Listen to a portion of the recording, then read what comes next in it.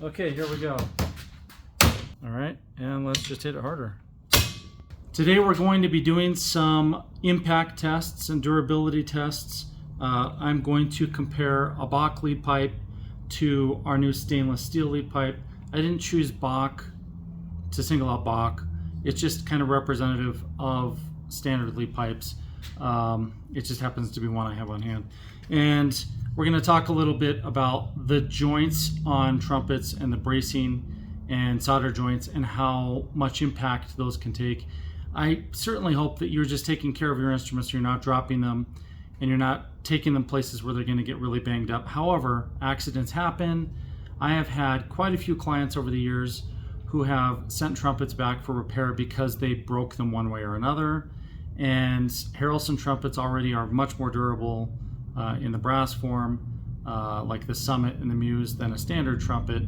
With that said, you know, out of the nearly 3,000 trumpets I've built, I've had a couple dozen come back to me for repairs for various reasons that were unusual things. But a lot of them were trumpets falling off of stands or getting knocked off of stands or off of chairs, or a couple times people actually falling on the trumpet, and then several car accidents, trumpet cases that fell down several flights of stairs, things like that.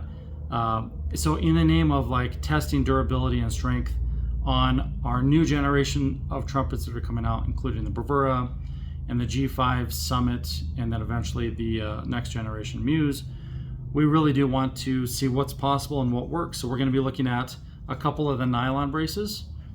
We've got the lead pipe brace here, and this one is in nylon, so it is white because it has not been dyed. This one's also nylon. It is black. It has been dyed. They're the exact same material.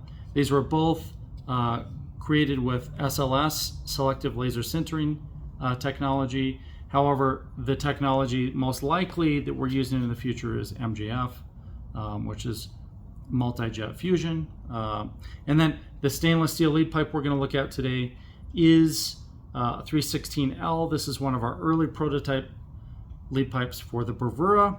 I'm going to be hitting them with a nylon mallet and also with an actual small weight ball peen hammer, and we'll also pull out a trumpet and whack that a few times. I want you to see the differences and understand what to expect with nylon in terms of our claims that it's more durable and it's going to last longer. At the end of the day, it really depends on how you treat your instrument. I hope you're not throwing your horns around like I'm going to do in this video. Okay, so as I was digging through stuff like lead pipes and everything, I did discover I have this Yamaha trumpet. It is a 2335, and I thought, well, that Bach lead pipe I have is actually pretty nice. I'm not going to mess it up. As you can see, this horn is not great. It could be used if I did a lot of work to it. Unfortunately, today this is going to be our victim, and we are going to test some impact tests and a little bit of durability on this one. So let's start by just testing a few things and seeing what can take some impact and what can't. And then we'll do the same thing to that set of braces and the lead pipe that I showed you. So let me first get this in here. We'll just crudely put it in like that. We'll start hitting things. Oh, I guess all right, so the pinky ring didn't last. Well, since we're on rings, let's see if the thumb ring will last. I don't know. Oh yeah, thumb ring is way better. So thumb ring is going nowhere if you were to bump it. That is on there very tight. The lead pipe, I won't even hold it in the vise for this. Tap that a little bit. That seems pretty decent. You know, with a mallet, it seems pretty strong. And again, this is not stuff you want to be doing to your horn. I've never intentionally beat up a trumpet before, so this feels kind of weird. The weakest spots on horns obviously is these crooks here. As you can see, that dented right away. If you were to drop your horn or set it down that way and have some issues, you're probably going to dent that. The Bravura does not have protectors here. Originally we did design some in nylon, and we didn't offer them in this version simply because we want to improve the process and maybe even use a different type of nylon. It's called PA11, which is stronger. So we don't have protectors for the first, second, and third, but we will have a special variation on the G4. Let's try this one. Oh yeah, that dented right away. Yeah, see, these are thin because when you bend this tube, it stretches out the outside, so the inside is actually thicker than the outside, and that's why those bends or dent so easily. Same with the bell crook. You know, that bends or dents very, very easily. So you can see. And if we go to the other hammer, the ball peen, and just lightly tap with that, yeah, it's denting right away. So those are all dents. With the Bravura, we actually have a nylon protector that goes around the tuning slide and the bell crook. And once in a while I see tuning slide dents, but usually it's on the bell crook. And that's one of the reasons we included that. But on the tuning slide, that's also where we hold the tracking device. So if that's something that you're thinking about doing, then this would improve that durability. That brace didn't go anywhere. Let's see if we can get it to go. See, that one's just bending. It's not actually breaking. So I'm semi-impressed with that. I didn't hit it very hard, but you can see it did bend. And this is the kind of impact we're looking at protecting against, you know? Not like taking the horn and swinging something with it, but the kind of stuff where you accidentally dropped it, you know? If it had that kind of impact, could the horn survive, and would it need repair? So I'm letting the weight just fall on this. And this vise is actually plastic, but it is denting all of this as I do that. All right, so we'll kind of simulate if you had a mouthpiece back here and you drop your horn and it hit at some angle over here, a lot of times that's going to result in the lead pipe bending or denting or breaking a solder joint. And it survived the first hit, survived the second. That's really good. The lead pipe is just bending around. Oh, it did break the solder joint here though. So that came loose. Let's hit it down here. All right, and let's just hit it harder. Oh, that definitely broke. Once that brace gave loose, then there was no chance. So yeah, that's pretty much done. Let's see if that'll come off. That's a very strong joint. So this joint right here is very impressive. This one broke fairly easily. And it looks like it was soldered almost all the way through. Let's hit down here. Yeah, that obviously will break very easily. Let's hit it one more time. All right, so that solder joint's almost gone.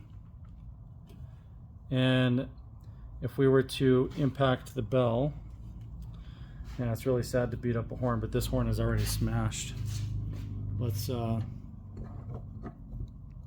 just pull on the bell a little bit. Oh yeah, so everything's starting to come loose now. And there's not much holding this together anymore, because the brace all the way back here came loose and all of this came loose. And surprisingly, these braces, even though they're really broken, they're still holding on. Let's just pull that off there. Okay. So there's the carnage from today's little session of beating it up. Don't worry, I'm going to destroy the Harrelson parts too, or at least try to. But the goal here is to just see how much it can take. What I just simulated was way more than a horn should ever take. You know, doing this kind of stuff is not normal. Okay, so there we got the bell off. You can see this is where it broke. I would say overall this Yamaha actually held together pretty well. A few of the dings, a few of the first hits with the nylon would have resulted in maybe, you know, $50 or $100 in damage or repairs. Once I hit it with this, that kind of simulates maybe dropping it on cement or a hard floor. Then at that point, you know, you're looking at more expensive repairs. Something like this, a lead pipe like that, could be repaired, but in most cases you just replace it. All right, so we beat up the Yamaha. Let's toss that aside and move on to the Harrelson parts. First, I want to show you a bell crook. This is one of our bell crooks. I think this is from an 11RX bell. it's just like other bell crooks. It was a bent bell, which means that, you know, it was spun on a lathe and then it was bent and polished. If I hit it with this, it's going to dent just like you'd expect. See, it's denting everywhere, just like the Yamaha. And because this is red brass, it'll probably even dent easier because it's softer. This is why we created the bell crook brace on the Bravura. So this is the Bravura. This is the X VT model. So it's got the tracking and the tuning slide. It's got the VGR system. They all have the stainless steel lead pipe, the nylon bracing, but it also has the extreme durability package, which is this.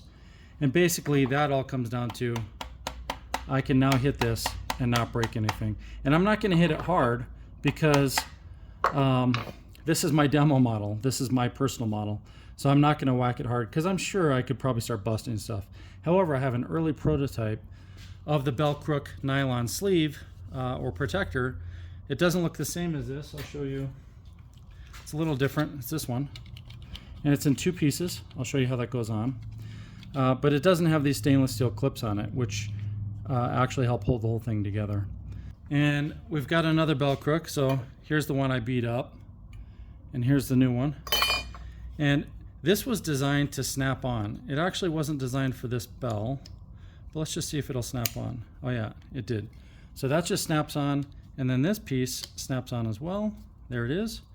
And the idea here is that it would snap on, and the one version you just saw that had the stainless steel clips would actually clip this in place and hold it in place mechanically. It would also have a silicone filler. So essentially any little tiny gaps would have a silicone fill, and that also adds some additional protection. Now let's put this in here and see what happens when we start hitting it. I don't know if the nylon's going to break. This hasn't been treated with silicone, so it's not going to be really tight. So this is the kind of tapping I was doing on this one. See that? It's leaving marks. Like, it doesn't take much. All right, so now let's pull this off and see how it looks, because the idea here is it would prevent that damage. Now these aren't designed to come back off. This one was not epoxied on. Look at that, there's nothing. There's not a single mark on it. And that's because the nylon is so strong and it absorbed that. Now, could you hit it really hard and dent it? I'm guessing you probably could. And I told you I'd destroy stuff, even though this is my early prototype and I'd like to not destroy it. We're going to. Let me put my safety glasses on, and I'll hit this harder with the metal one. I'll hit it with the flat side first. I'm not hitting it real hard, but that's enough force to definitely cause a problem. Yeah, definitely causes a problem. That leaves dents. So this might simulate you like bumping it really hard against something, or music stand or something. It is leaving little marks on the nylon, but the cool thing about nylon is, yeah, look, the marks are coming off. Let's see if that left any dents. Nothing. So again, with the metal, it did nothing, and that's because it's just absorbed here. I know when I have the silicone in between there, it actually absorbs more impact. If you did have a repair on your Bravura, we would have to take this off, and there is a way to take it off. So if a repair tech said, yeah, we need to remove that to fix your horn, then I would help them, I would train them on how to do that. It's not a real big process, but it's not the kind of thing you'd be doing at home. Okay, so now let's hit it a little harder.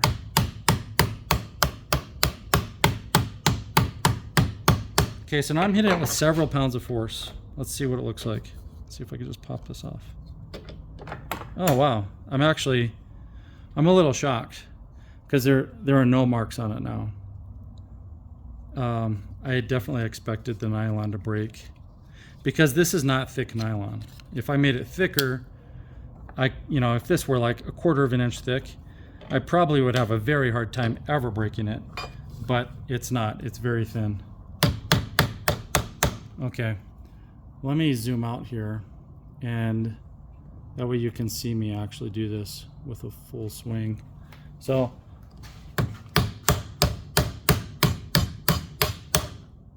I mean, that's hard.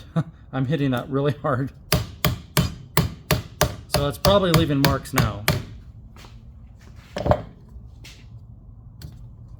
I wouldn't want to be hit by that over and over again. No, actually it didn't leave any marks. It actually didn't ding it. Okay, so maybe it's more durable than I realized. The early tests, I had thicker nylon, so I figured we'd probably be showing some dents by now. I was doing this. So these are both, all three of these are steel. And I'm just whacking it on there, as if like you whacked a music stand or something. At some point the nylon will break. And I know this isn't a real scientific test in terms of measuring how much impact. I could do that. I'm just doing this video for you. This one's all beat up, so let me just get a new one. All right, so you can see this one is new. And let's hit it. Okay, that's what it looks like after those little, I mean, that's not fun, right? So I'm not hitting it real hard, but that's what we get. And again, with this,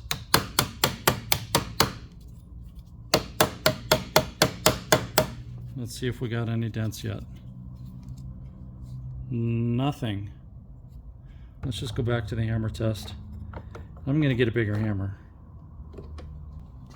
This is gonna break whatever we have here. So let's get this up like that. And we're zoomed out.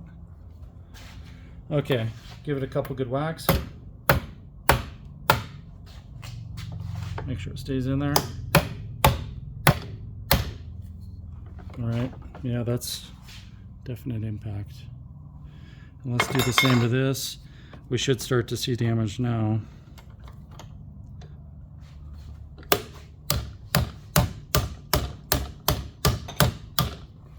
Okay, I don't know how many hits that was, but it's got to be enough. Oh, what the? All right, I guess I just need to whack it a lot harder because there's not even a mark on it. Well, I want to break this nylon for you guys, so let's do it. Let me just zoom out here and hit it harder. Let's see if we can break this nylon.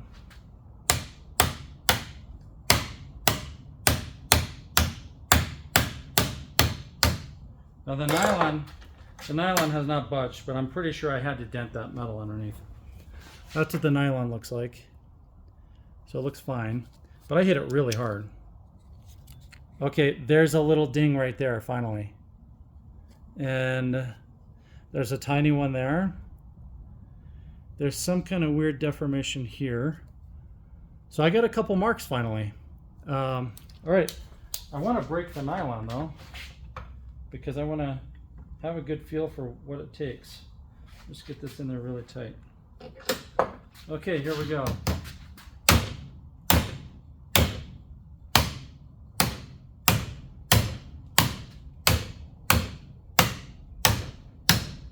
Okay, I don't know. I guess the nylon is way stronger than I remember. That's what it looks like. There are some pretty big dents because I hit it pretty hard. This is squashed because I squished it in the vise. But look at that, a bigger dent. I guess I shouldn't say big, but bigger. And,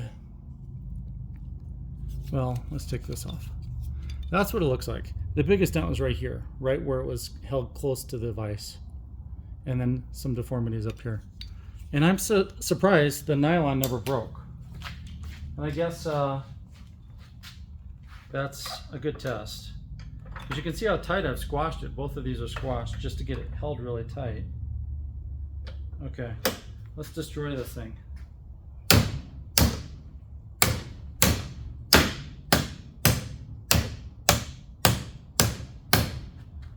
Well, oh, there, I got a crack.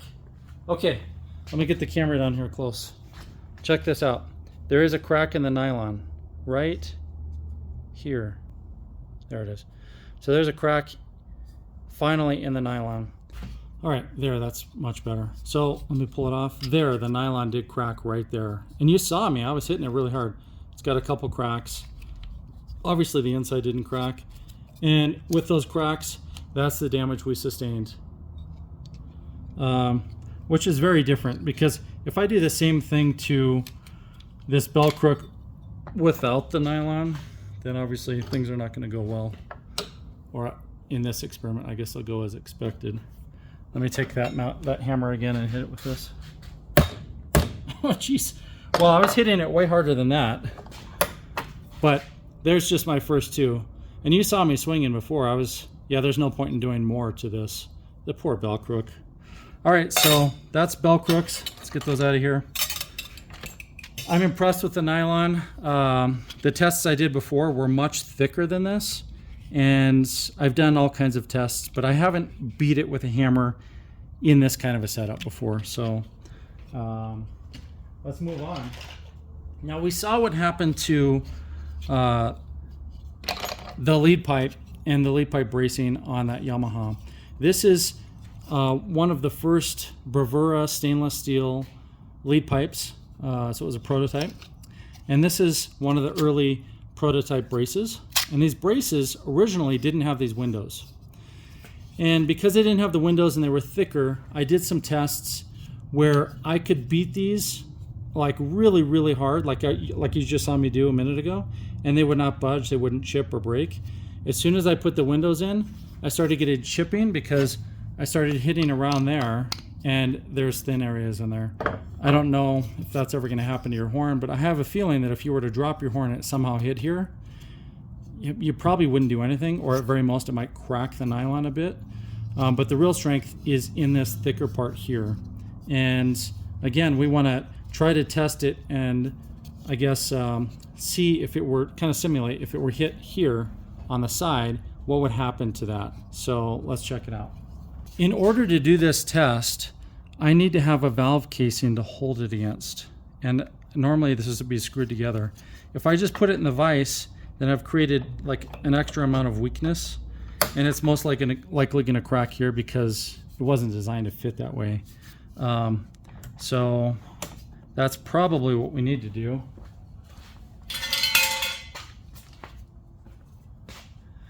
We can use the Yamaha valve set for now, even though it's not the right setup. It's a little closer, so I'm going to try to hold it that way and see if we can make this happen. Yeah, this is a very crude test, to say the least. Okay. Well, it does hold it. Let me show you all the way around. So I'm kind of holding it like that. It's not the right valve set, which means it's going to be weaker.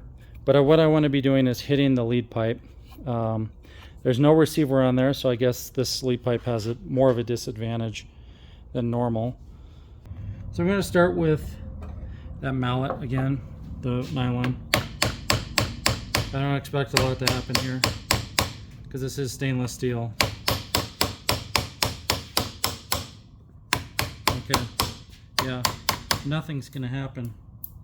A finger button inlay fell out, so that is just from the impact. All right, let's move on to this smaller ball peen.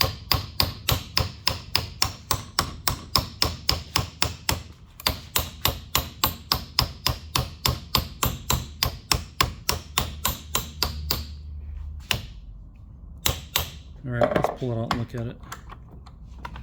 So here's the bracing. There's the lead pipe. You can see it does have some marks on it, but I don't know, it's steel on steel. Even though this is a very thin lead pipe, it's holding up just fine. And nothing here is broken or budged. Let's do a little more. I wasn't very kind to the Yamaha, so let's not be too kind to this. Using that valve set to kind of just give a little more support as if it were actually installed.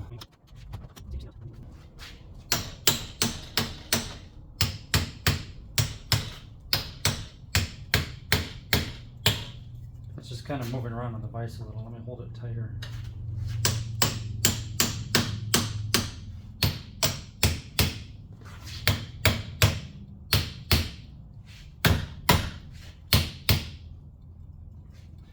Here you can see if I hit the first slide how much impact I'm giving it.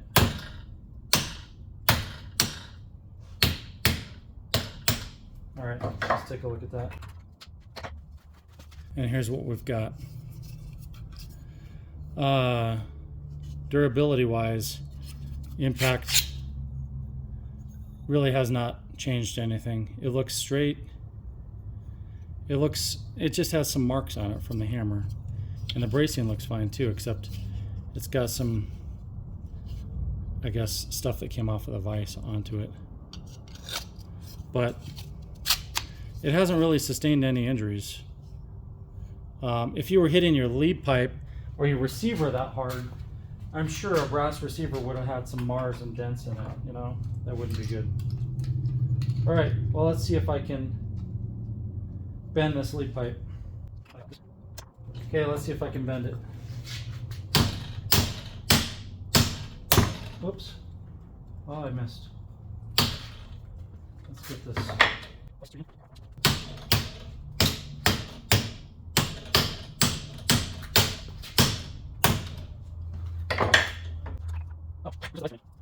I thought for sure I had bent it, but I didn't. It didn't bend.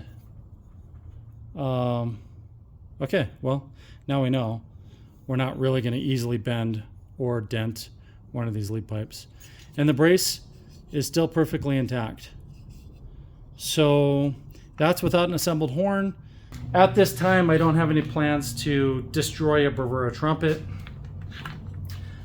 Maybe I will in the future if we have one that, you know, doesn't turn out right or something. But I would say from this test, I'm more confident than I was before that nylon is extremely strong and durable for this application. The tests I've done before did include hammer tests, and it took a lot to break one of these braces. With a full swing as hard as I could, then I did break one of these in half. And when I did break it in half, it just broke in two pieces. And that's partially because this part is thin. I couldn't get it to break in this section, so it's just too hard. And our pocket valves are made with the same laser sintered nylon. And the pocket valves, I did an experiment where I hit the pocket valve, just the nylon hand grip part, literally over 100 times as hard as I could, and I couldn't get a crack in it. So that's PA12. We'll probably use PA12 in the MJF solution for the Bravura. That's the plan. We've already started production, and that's what we're using, unless we see some reason not to. And then the lead pipes, like I said, are the 316L, which is pretty anti-corrosive. In other words, you're not going to, your saliva and other things are not really going to wear through this. If you had a really strong acid, and I mean an acid that's strong enough to like eat other metals, then you might start to get some deterioration. But it's 316, which is very, very corrosive resistant and very strong. And as you saw, it endured a lot of abuse. This section here is only 20 thousandths thick, so 20 thousandths of an inch, and it did not bend or even dent with all those hammer blows. So that gives you an idea. We have one more test to do. Let me get rid of this. That is the third slide brace. And the third slide brace, again, has a weak spot. It's that window right there. So that window is going to be the part that breaks first. However, you can see I've got it reinforced in here. The idea here with this brace is to have something that improves efficiency by just preventing it from moving.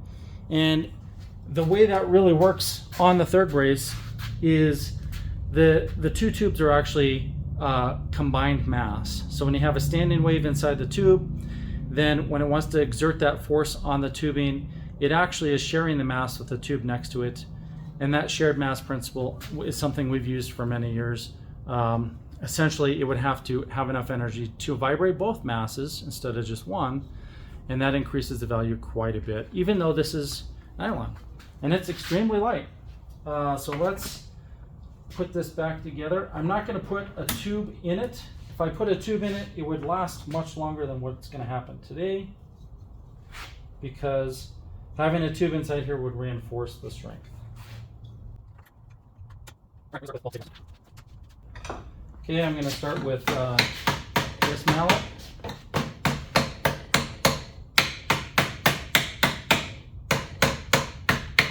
One of the things that I've always been concerned about is that maybe there'd be some abnormality in the laser sintering process, or maybe there was like a micro crack or something. I've never seen it happen though.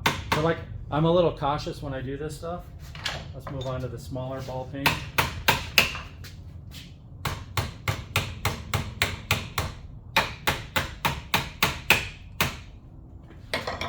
And when I do this with even just a brass brace, then usually things start to bend, but there's really nothing here. That's still completely intact. So if there were a tube inside, having just done the other test with the bell, I would say if there were a tube inside this, the tube probably would not have dented or broken at all. Let's move to the big hammer. My vise does not want to stay.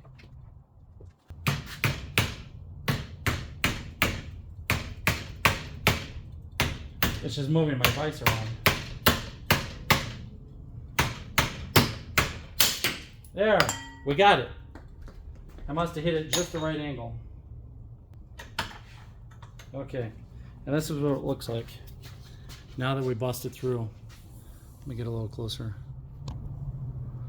That's where it broke. You can see there are threads inside there.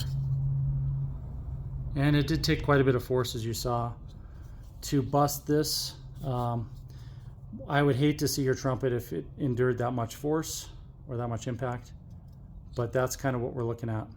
One of the next tests that I will do, that I'll show you guys, is putting it in the oven. You know, we'll see if we can get these to sag. Supposedly, this type of nylon, the melting temperature is 370 something, but it actually doesn't become deformable until 350. So 350 degrees Fahrenheit. I imagine that probably doesn't smell good. I've never done anything that high of a temperature, but that'll be the next test that I show. And yeah, hopefully you learned a little bit about durability here. I know it was hard to see me smash a trumpet and smash these parts, at least for some of you. For me, it's hard to do because I'm a craftsperson. I work really hard to build nice things. However, these are all test parts, and a crappy trumpet that was almost completely unplayable in the first place, it still hurt me to do that. So yeah, if you have questions about this, or if you want to, if you're visiting and you want to see some of these parts and just see how strong they are, or if you want to play the Bravura, just let us know. We do have the Bravura on Kickstarter in the month of May. If you're watching this this video on our website or on YouTube after May, then the Bravura model will be in production, and they will be available on our website. And if you want to come to our showroom and play them, you're always welcome to come visit us, and we'll even give you a ride to and from the airport as long as the scheduling works. And we'd love to have you here and show you all the horns we have, including the Summit series. We've got the new G4 and the new G5. That's the 4th and 5th generations. And we have the Muse trumpet and some really cool custom horns as well. So yeah, come see us, and thanks for watching.